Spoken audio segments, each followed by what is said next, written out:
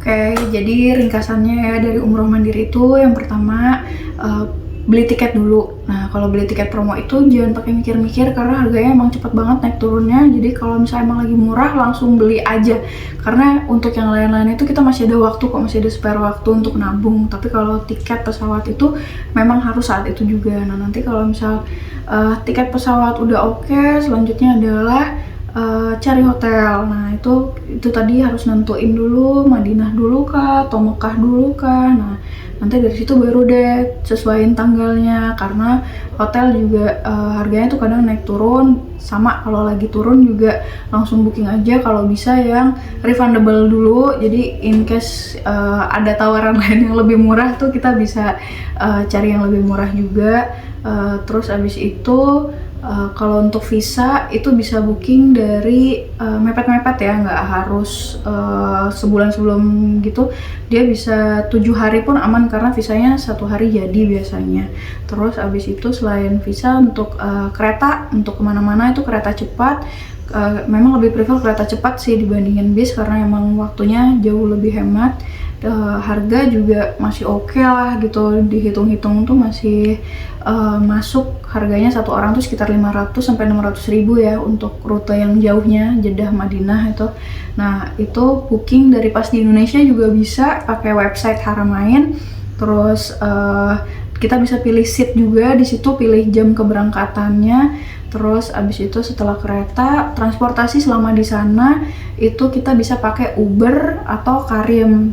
Kalau Uber itu kita bisa langsung input credit card atau debit card juga bisa, yang kayak Genius gitu ya, dia yang Mastercard dan Visa.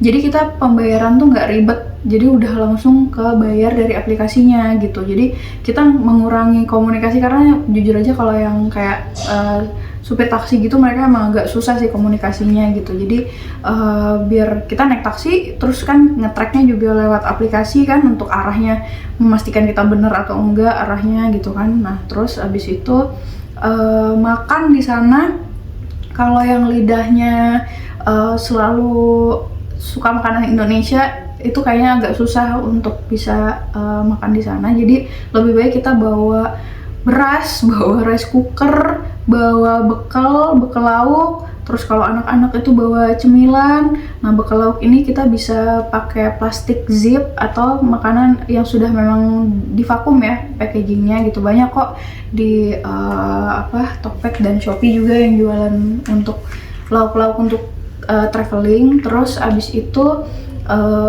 beras itu disesuaikan dengan jumlah orangnya ya, bawahnya berapa. Di sana juga bisa beli kok kalau beras itu, emang ada beras. Kita beli berasnya jangan yang panjang-panjang ya, karena kurang cocok lah sama taste kita. Terus abis itu di sana kalau yang makanan agak lumayan cocok sama kita tuh mungkin fried chicken. Itu ada Al-Baik, ada KFC. Harganya memang agak lebih pricey tapi porsinya emang gede banget, itu bisa makan tuh untuk rame-rame gitu. Terus abis itu apalagi ya, aplikasi. Nah aplikasi yang kita perluin di sana itu pastinya kalau untuk umroh mandiri itu kita harus punya aplikasi Nusuk. Nusuk itu untuk kita daftar biar bisa masuk ke Raudoh. Nah itu Raudoh itu yaitu tadi baru bukanya seminggu sebelum waktu kita mau masuk di hari Jumatnya ya, ngeceknya itu di hari Jumat dia buka slot sampai Jumat ke depannya. Jadi dikira-kira aja kita tuh mau masuknya tuh di tanggal berapanya gitu. Terus abis itu proses imigrasi, jalur check-in.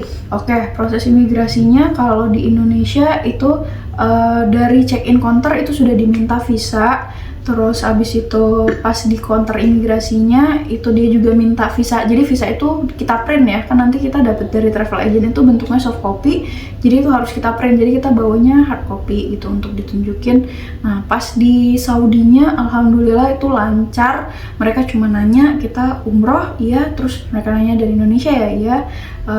Dan beberapa dari mereka emang bisa bahasa Indonesia sih, mungkin karena saking banyaknya jamaah Indonesia ya. Jadi waktu kita scan jari itu juga dia kiri kanan gitu, dia tahu bahasa Indonesia. Terus kita disuruh foto, terus ya udah. Habis itu ada satu lagi pengecekan, dia ngecek kita udah dicap atau belum paspornya oleh imigrasi Saudinya. Habis itu udah lewat, udah deh alhamdulillah aman aja gitu. Terus untuk Potter Ada nggak? Tadi ada yang tanya tuh porter. Ada nggak porter di sana? Handling ya? Oh, porter. Kalau nggak perlu handling, gampang nggak sih? Gitu.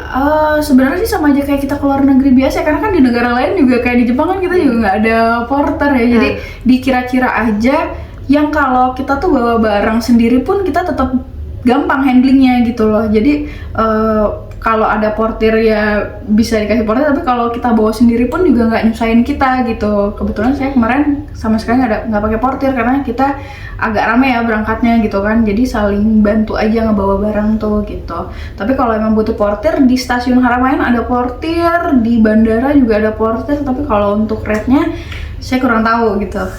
Terus abis itu untuk motowave. Nah, jadi untuk prosesi umrohnya nanti kan itu gimana nanti di sananya, kan kita nggak ada yang ngebimbing. Tenang aja, di sana tuh banyak banget mahasiswa Indonesia yang bisa bantuin kita membimbing selama prosesi umroh, dan itu biayanya itu bayar harian. Jadi kayak ya, dan itu nggak mahal, maksudnya masih oke lah harganya. Itu dia bisa membimbing satu rombongan kita, misalnya kita sekeluarga gitu, dibimbing sama dia mulai dari awal sampai akhir prosesi umroh, namanya mutawif. Dan itu bisa kita kontak dari pas di Indonesia. Jadi nanti janjian, misal oh saya mau umrohnya tanggal segini ya mas, nanti janjian ketemu gitu. Jadi emang udah ya dibimbing lah, ada pembimbingnya di sana juga bisa gitu, nggak harus dari Indonesia. Tapi kalau misalnya udah yang umroh berkali-kali sih kayaknya udah nggak perlu lagi ya mutawif ya, udah hafal gitu ininya, runtutannya gitu.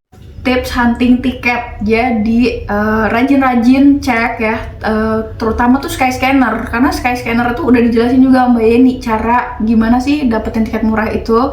Jadi kita ada permainannya juga di situ. Nah itu harus dipelajarin memang. Nah, nanti itu bisa dibeli untuk setahun ke depan loh. Jadi nggak harus jauh-jauh hari banget lah gitu ininya. Kayak kemarin aku dapat tiket itu di bulan Mei dan berangkatnya Agustus. Itu tuh cuma hitungan berapa? 3 bulan berarti ya Mbak ya. Jadi sebenarnya tiket promo itu ada kok yang waktunya deket-deket juga, nggak harus selalu panjang gitu waktunya. Scanner, klik flight. Ini ada round trip one way multi city. Round trip itu dia PP di kota yang sama. Misal kita pilih Jakarta ke Jeddah ya. Jeddah.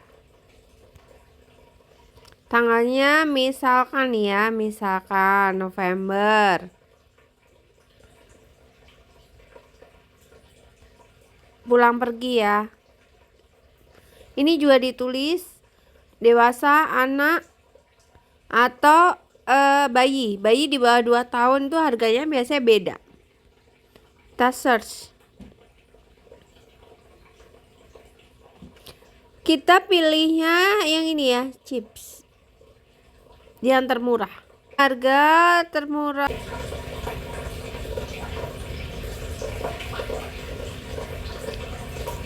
Termurah di sini, misalkan ya. Nah, ini tuh nanti lari ke providernya. Nih, berarti termurah di aplikasi eDream. Bisa kita langsung buka go to site atau langsung buka ke aplikasinya. Tuh, transaksi. Oke, sekarang kita coba yang Multicity. Multicity itu landing sama kembali pulang itu berbeda. Kita atur settingan. Kita atur dulu dia dalam bentuk rupiah, IDR. IDR save. Multicity ini landing sama pulangnya berbeda. Misalnya ya, kita cek yang promo sekarang Kuala Lumpur. Landing Mekah dulu deh. Madinah dulu, Madinah. Tanggalnya kita bebas pilih deh. Di sini ada kan tarif-tarifnya 4 jutaan. Nah, kita ambil yang terendah nih, 3 juta. Nah, terus pulangnya dari Jeddah. Nah, kalau tipe Multicity ini hemat transportasi karena dari Mekah, Madinah atau Jeddah itu jauh. 7 Oktober tadi kita pulang, Mas ya. Pulang di 13. Saya ini deh yang murah, 15 Oktober. Subscribe.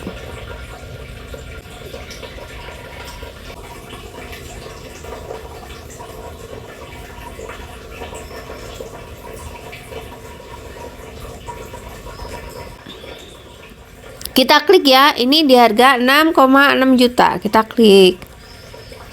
Choose provider. Nah, berarti dia termuat di aplikasi web Saudi Arabia. Ya, teman-teman bisa install Saudi Arabia atau di MyTrip. Atau bisa langsung dari sini. Kalau langsung mending saran saya langsung di webnya aja ya. Isi datanya. Nah, ini ada pilihannya mau jam berapa, landingnya, berangkatnya, itu ada pilihan.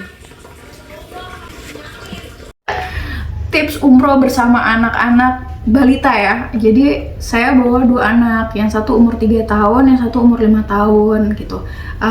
Jadi kita umrohnya itu ketika prosesi umroh itu kita gantian. Saya sama mertua, terus anak-anak di hotel sama bapaknya.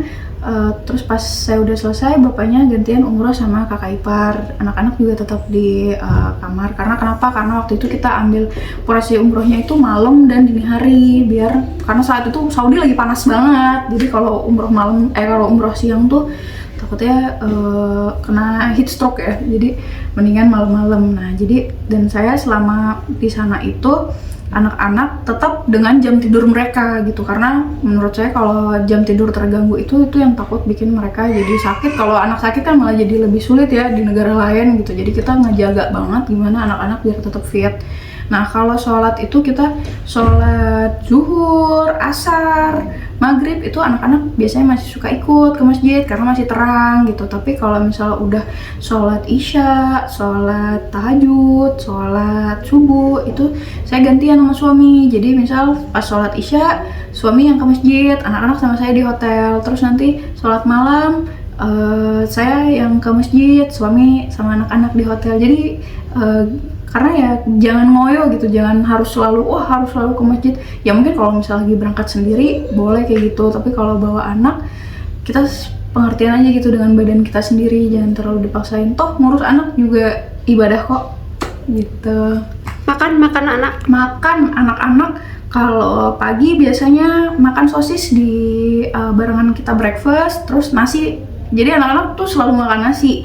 Jadi nasinya bawa dari kamar, kita bawa tempat makan biasanya, terus sosis.